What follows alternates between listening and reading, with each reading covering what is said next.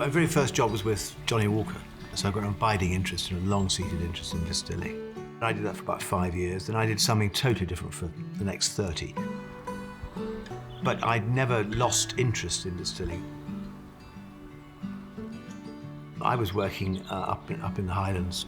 My wife was in Edinburgh in a job she didn't particularly enjoy, and I just thought this is unsustainable. And I rang her up on a Wednesday night and I said, how about we build a distillery? And I thought she'd tell me to get on my bike, but you know, she said, sounds like we should look into it. So we did.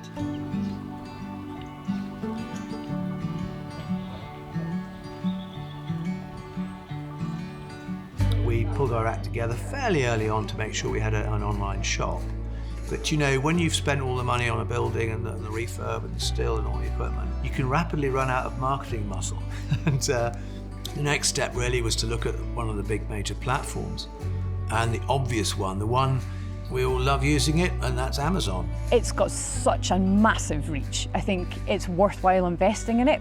And once you can get the machine to all work properly, the cogs all turning at the same time, I think it's a very powerful tool, and I think it could enable our brand to reach a massive audience, which we maybe couldn't quite reach without paying a lot of money for SEO and things on our own website.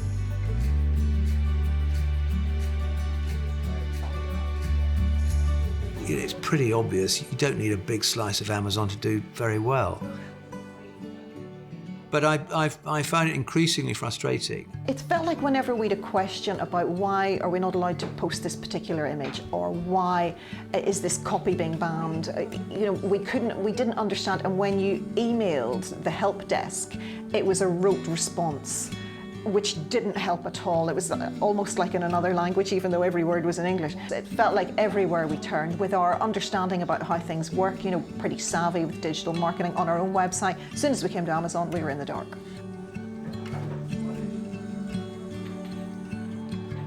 We were getting bulk buy offers from Amazon where the kind of unit price was less than my cost of production. I was also getting a lot of deliveries turned away from one particular Amazon warehouse. And I would have proof of delivery from the courier company, and Amazon would then send you a note saying we want proof of delivery, so you'd send it again. Latterly, 20 cases would go missing. And, you know, any company wouldn't want 20 cases of gin going missing, but small companies, it was a big deal. I never lost sight of the fact that the small chunk of Amazon would be great for the business. No question about that. So it would be very reluctant, but the frustration and the losses would mean I just simply couldn't afford to carry on. So I was on the verge of chucking the whole thing when I came across Sell Beyond. One makes judgments in life, and my judgment immediately was, this woman knows her stuff. What Sell Beyond were able to do brilliantly was grasp what we needed. They just had this wisdom. Do you know, they were Dumbledore. They just knew what was happening on the Amazon stakes. And, you know, so we were really thirsty to hear from them. What can you do to help us? An early conversation again with Eloise is, you know, what does success look like? Which means that, well, if that's the target, if that's what we're shooting for, what do we need to do? It is the long game, we need to invest in it, but it's worth it because all the way along with more slice, Amazon, got to be good for the business. And that's what we're working to now. The first major thing is, do I continue with Vendor Central, or do I make the transition to Seller Central, which meant a whole new raft of work, which was made very plain to me up front, so there was nothing hidden, no surprises, which again was a fantastic quality. And then all the tactical stuff that falls out from that. So it was saying, well, your photographs are okay. Quite sure that was a euphemism for actually not very good. But, you know, some of them weren't very good. So I think presentationally we look a lot sharper on Amazon. I do feel a lot more comfortable dealing with Amazon, knowing that I've got Sell Beyond, got my back. They're there, their job, their role for us is to just keep knocking away at it, to persevere, to go for it.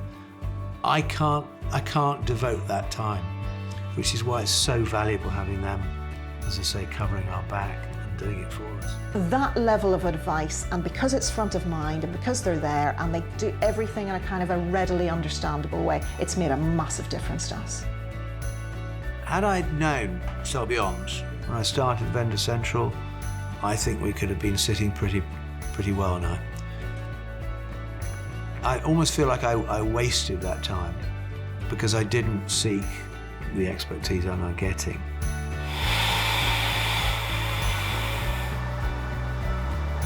It's like a new start, and it's going incredibly well. We're definitely doing more business on Amazon, and we can see the difference in that already, and we've got great hopes for the future because of that.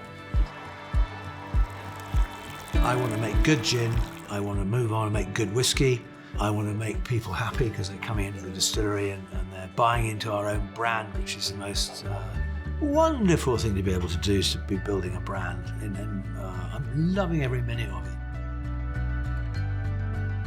And I want to get to more people that sell more gin through Amazon with the right help and people I respect and trust.